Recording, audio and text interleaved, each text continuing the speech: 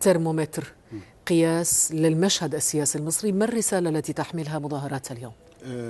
الرسالة أو الحصيلة اليوم الحقيقة بتكشف أن الانقلاب دخل مرحلة الترنح، والانقلابيون دخلوا مرحلة الهذيان والسفسطة الفارغة في حقيقة الأمر. ما رأيناه اليوم صحيح لم تطبق الضبطية القضائية، ولكن طبقت اليوم الضبطية العسكرية.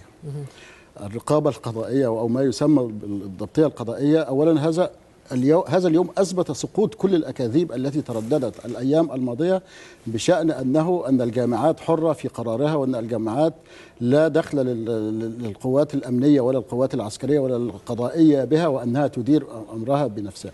عندما نجد ضباطا عسكريين هم الذين يلقون كلمة الصباح ويطاردون الطلبة في أفنية الجامعات والمدارس، وعندما ترقص مدارس مصر على هذا اللحن الخليع، وهو لحن مسروق بالمناسبة، هذا اللحن الماجد بما يسمى، يعني مصر بتنتقل من بلادي بعظمتها وبهذا التاريخ إلى تسلم الأيادي، بتنتقل من مصطفى كامل الزعيم الوطني الكبير الملهم إلى مصطفى كامل نقيب الموسيقيين أو الملحن التجاري الشهير جدا. هذا هو الذي رأيناه اليوم، بخصوص أن طلابا كانوا يلقون عبوات أو يمسكون بعوات. أنا أتحدى أي شخص يثبت أن كان هناك استخدام لأي مظاهر مسلحة من قبل الطلاب في الجامعات أو في المدارس اليوم.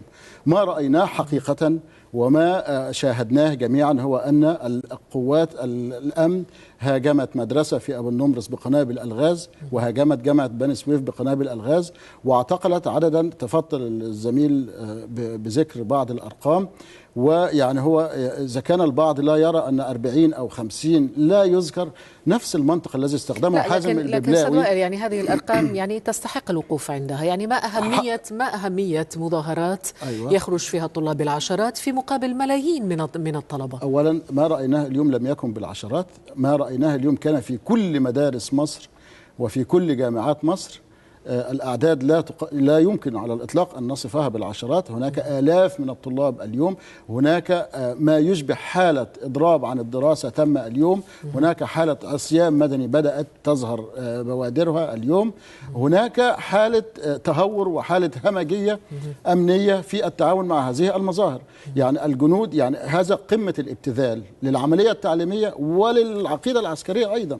يعني ليس دور الجنود والضباط أن يكونوا في أفنية وأحواش المدارس أو خلف أسوار المدارس، ولكن هم يعني دورهم وحياتهم على الحدود، يحمون الحدود ولا يحمون أسوار المدارس. نعم، لكن المدارس. أستاذ وائل، ما أهمية وقيمة هذه المظاهرات بعد أن فرضت كما يرى الكثيرون خارطة الطريق، فرضت نفسها على الساحة ولا يبدو هناك من بديل لها كما يقولون؟ لا يمكن أيضا التسليم بأن خارطة الطريق فرضت نفسها على الساحة.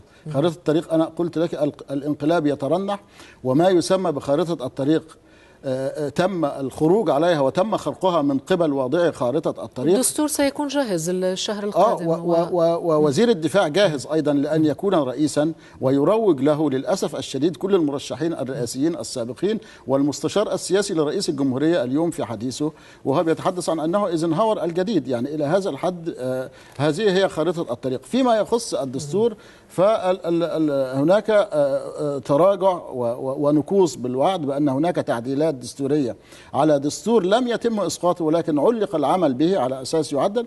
الآن كل الخطاب يتحدث عن وضع دستور جديد والضرب بالدستور الذي استفتي عليه الشعب عرض الحائط، فأي خارطة طريق موجودة الآن. باختصار شديد اليوم أثبت كل أكاذيب حكومية ساطعة، منها أنه لا يوجد ضبطية قضائية. اليوم رأينا الضبطية القضائية والضبطية العسكرية أيضا.